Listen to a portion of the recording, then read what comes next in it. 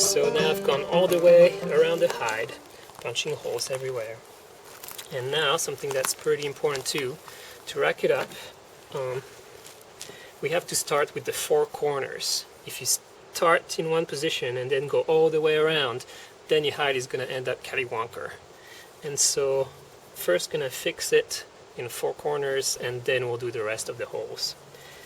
And so I have whatever kind of cordage that I have on hand that's fairly strong. It doesn't need to be super strong, but be able to deal with the tension.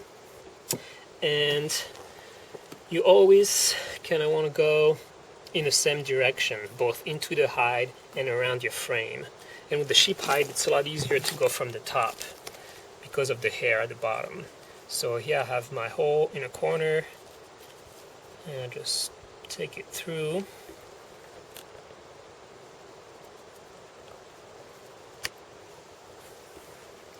And you always want to tie your cord to the hide itself and not to the frame, because around the frame it's going to slip.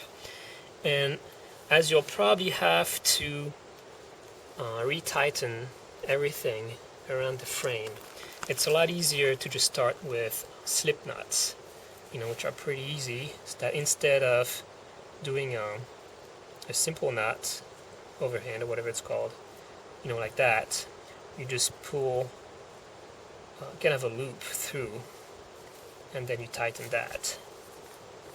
And then it's really easy to release. You just need to pull this one end and then it releases. So it's pretty handy if you have to retighten the whole thing. So I'm going to do my slip knot here. And then around the frame I'll go underneath first. And I'll put it somewhat tight. And then I'll go to the next hole. I'll go from the top and through. You're going to have to be gentle at this point, not to rip the hide too much, not for the hole to get bigger. And so you want, some tension on there, but not so strong that it's going to rip out. And so here I am, and then I go underneath my frame.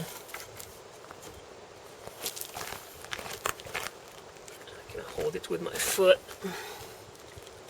and then here's my other hole.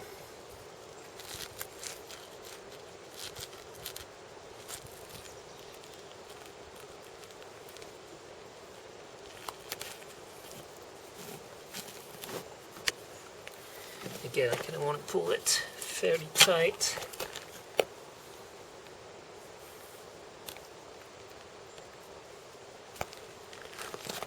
And so, at this point, I'm too short to kind of go all the way around, so I'm just going to tie it here with a slip knot as well.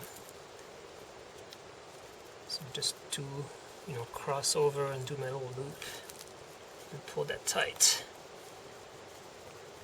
That'll be okay for now. So that's my first corner. Then you want to go to the opposite corner.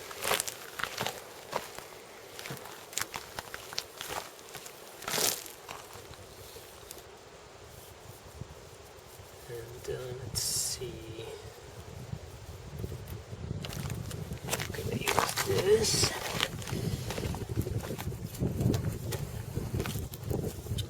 Same thing, you just start at the corner, go from the top.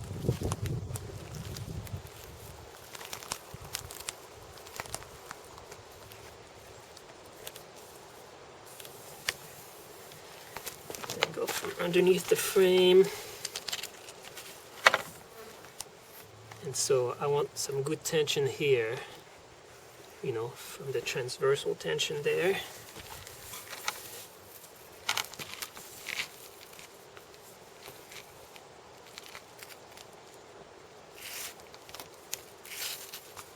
Underneath my frame.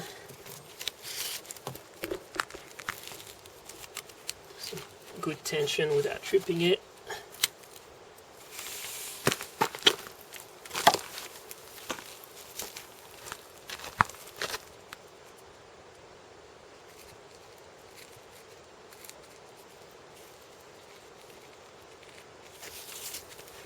Underneath the frame.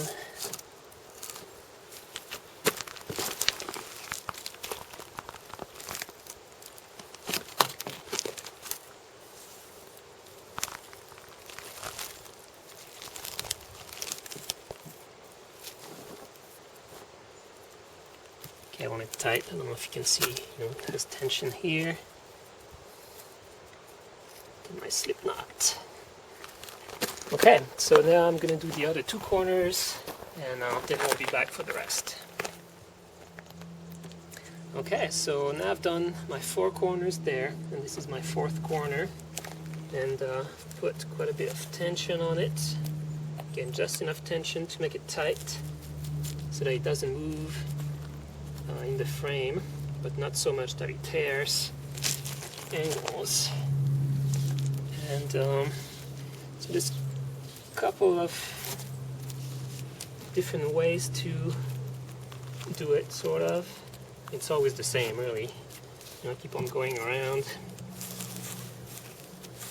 from the top of the hide underneath the frame.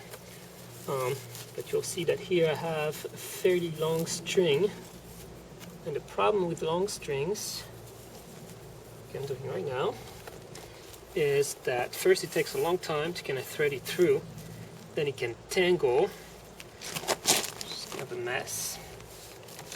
But the good thing about it is that you still get to keep your one long string, which can be pretty handy for other projects. Other people, they prefer to just have several short strings, which I guess makes it easy. You don't have to thread a whole bunch of cord through.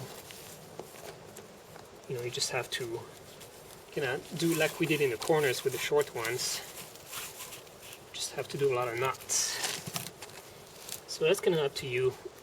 It's kind of a pain to have long strings, but I also like to have long strings instead of 1,000 short ones. So yeah, I'm gonna go all the way around, and depending on the way you feel about it, it takes quite a bit of string really to go all the way around. And note that I always check the tension. I will push it while pulling it with the other hand to just get the adequate tension. And it's fairly tight.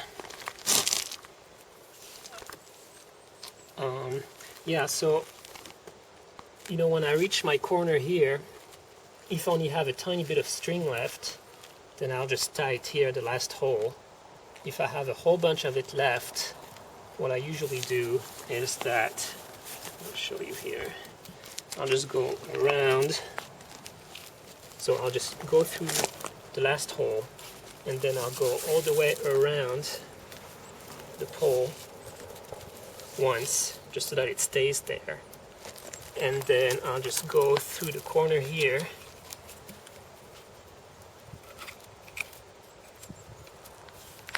I'm stepping on it. Just go through the corner here, and then do another loop around, and then start on the next hole. And that works as well. Again, just for the sake of minimizing the use of the string and not cutting it and all that kind of stuff. So whatever you prefer. But that's pretty much what we're doing right now, just going around until we are all the way through.